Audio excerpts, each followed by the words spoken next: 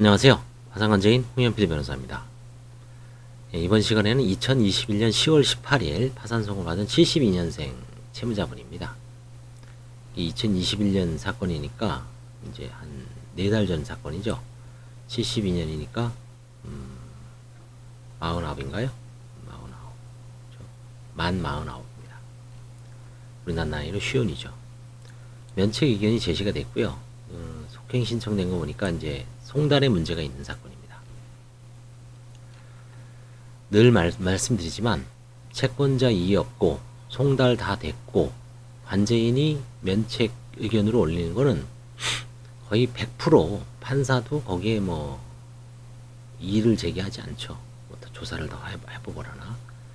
근데 채권자 이의가 있는 건 일단 속행을 해서 채권자 이의 사유를 관제인이 조사를 합니다. 맞는지 틀리는지, 그런 사실이 있는지 없는지. 그 다음에 송달이 안 되면 채권자한테 송달이 되기 위해서 속행을 해서 주소 보정을 해야 됩니다. 그래서 주소를 찾아야 돼요. 사실 조회를 하든 여러 가지 조회 방법이 있습니다. 주소를 알아내는 방법. 그래서 도저히 주소를 모르겠다. 그러면 공고 가름 신청까지 해야 됩니다. 인용이 돼야지 이제 파산 절차가 끝납니다. 면책 절차도 끝납니다. 그 다음에 이제 환가 사건, 뭐 부인 대상이 있거나 재산을 좀 소지하고 있어서 그거를 적절한 방법으로 매각을 하거나 뭐 경매가 진행 중이거나 뭐 상속 협의 분할이 문제가 되거나 그렇죠? 여러 가지가 있다 그랬죠. 뭐 은닉을 했거나 편파행위를 했거나 그렇죠? 뭐 근저당을 설정했다거나 그 행위 유형에 대해서는 제가 뭐 열 몇 가지로 구분을 해서 이미 그 강의도 했고요. 그다음에 뭐 자료도 실무자들한테 많이 배포를 했습니다. 보증금부터 재산 10개, 행위 한 10개 정도, 한 10개 정도 해서 한 20개 정도로 개인 파산에서 문제되는 한 20가지 정도에 대해서 언급을 했고, 그거를 이제 표로 만들어서 면책 진단표, 파산 면책 진단표로 또 한 가지 어떤 표로 해서 점검을 할 수 있게끔, 그래서 이제 뭐 본인이 스스로 체크할 수도 있고, 그렇죠? 하여튼 그런 식으로 해서 제가 해놨습니다. 그래서 그걸 참조해 주시고 한번 눈여겨 보시기 바랍니다. 채권자 이의는 없었고요. 영등포구의 무상거주, 모친 임차주택, 보증금 900에 월세 15만원에서 무상거주하고 있습니다. 2008년, 2021년에 이건 이제 무슨 피부업체인 것 같아요.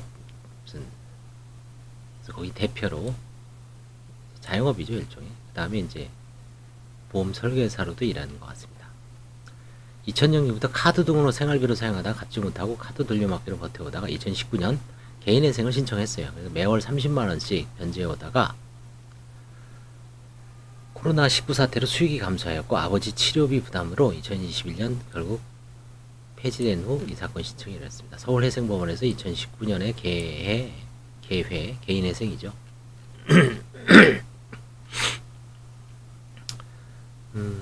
보니까 이제 아직 미혼입니다.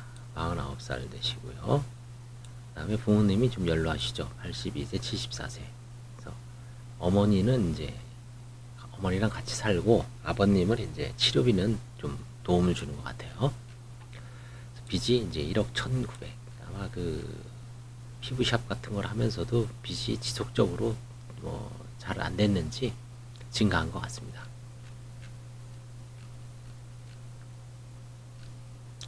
그래서 유일한 재산은 보험 환급금 21만 원이 있습니다.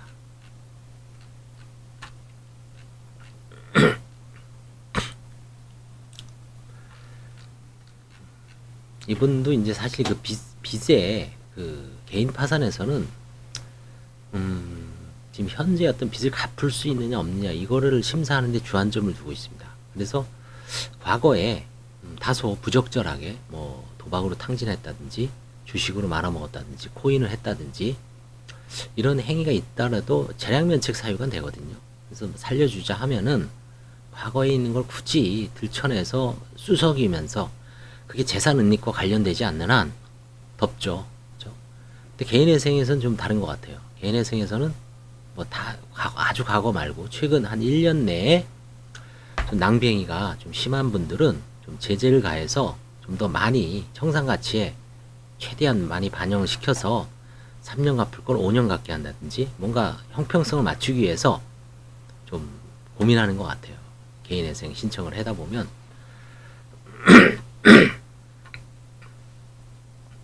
파산하고 좀 조사의 주안점이 다릅니다. 기본적으로 뭐 비슷한 것 같지만, 그래서 그거에 대해서는 제가 이미 유튜브 뭘 참조하시면 되냐면 관제인과 회생위원 조사의 차이점이라는 거를 한번 검색을 해서 그 영상을 한번 보시면, 그 다음에 개인 파산과 개인 회생의 차이점, 그죠? 그런 뭐 강의에서도 언급했기 때문에 한번 유심히 참조해 보시기 바랍니다. 특히 이제 개인 회생을 할까 파산을 할까 한계선에 걸친 분들이 있어요. 장단점이 있고, 그 다음에 개인 회생을 하다가 개인 파산, 이분처럼 개인 회생을 하다가 어쩔 수 없이 파산으로 넘어온 분들, 그런 분들도 이제 옛날에는 회생위원들이 이렇게 조사했는데 파산은 어떻게 조사하는지, 차이점은 뭔지 미리 공부를 해보는 게 좋겠죠. 뭐 공부보다도 이제 동영상을 한번 보고 어렴풋이라도 이렇구나, 그렇죠? 이제 수많은 동영상을 제가 소개를 하잖아요, 그렇죠? 그 다음에 재생 목록에 구분을 해놨습니다. 그래서 동영상이 2,300개가 되더라도 막상 개별적으로 한 20개 이상으로 분류해서 개별적으로 들어가면 몇십 개 안 돼요, 그렇죠? 그래서 뭐 유심히 자기가 관계된 것만 집중적으로 보시면 되죠. 부부 재산이 문제가 되는 부분은 부부나 이혼 부분만 보면 되고, 보험이 문제가 되는 부분 보험 딱 때리면 다양한 보험에 관한 환가 사례라든지 이게 나오죠. 다음에 뭐 부동산, 상속, 그쵸? 협의 분할, 요즘은 다 잘 보시더라고요. 그래서 전화 오시면 제 유튜브 영상을 보고 어느 특정 분야에 대해서는 변호사나 파산 전문 변호사가 아닌 일반 변호사보다 더 상식이 많을 수가 있습니다. 지금 이제 그런 시대예요, 그렇죠? 그야말로 진짜 한 가지만 아주 정밀적으로 엄청나게 깊게 파죠, 그렇죠? 그런 시대가 온 거죠. 그렇죠? 개인 파산만 하더라도 쉬워 보이지만 무궁무진하죠, 그렇죠? 건드릴 거면 아주 엄청납니다.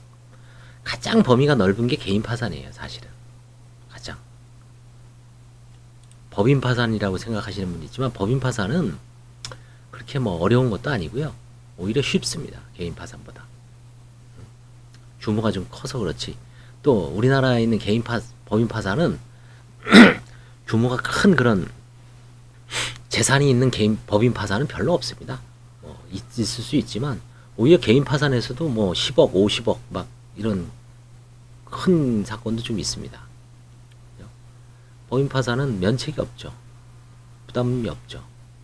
개인 파산은 면책 제도가 때문에 면책 불허가 사유를 사실상 뭐 엄청나게, 그쵸? 늘 강조하잖아요. 면책 불허가 사유가 10개가 있다. 5가지는 형사처벌, 5가지는 비형사처벌. 그쵸? 계속 떠들다 보니까 이제 외웠죠. 그쵸? 뭐 650조, 사기파산죄 650조, 과태파산죄 653조, 658조 설명의무 위반죄, 그쵸? 뭐 구인불응죄, 증례죄, 그쵸? 엄청나. 그 다음에 이제 나머지 비면책 사유.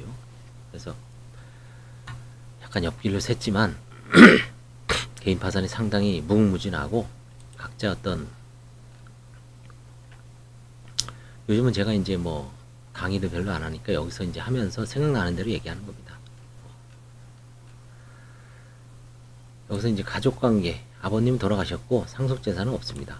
그래서 면책불허가 사유가 눈에 띄는 면책불허가 사유는 없습니다. 없으면 없는 거죠. 부친은 2021년 7월 14일 상속재산. 이때 상속재산이 있어서 환가되는 경우도 간혹 있습니다. 월소득이 154만 원이에요. 채무가 1억 1,900만 원. 그렇죠?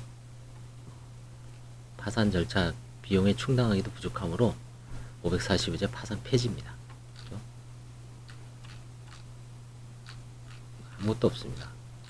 뒤져도 아무것도 없습니다. 154만 원을 벌더라도 회생을 다시 하라고 하기에는 좀 힘들죠. 부양가족이 있는데 불가능하죠. 그래서 이 사건은 개인회생을 하시다가 개인 파산으로 들어온 사건입니다. 감사합니다.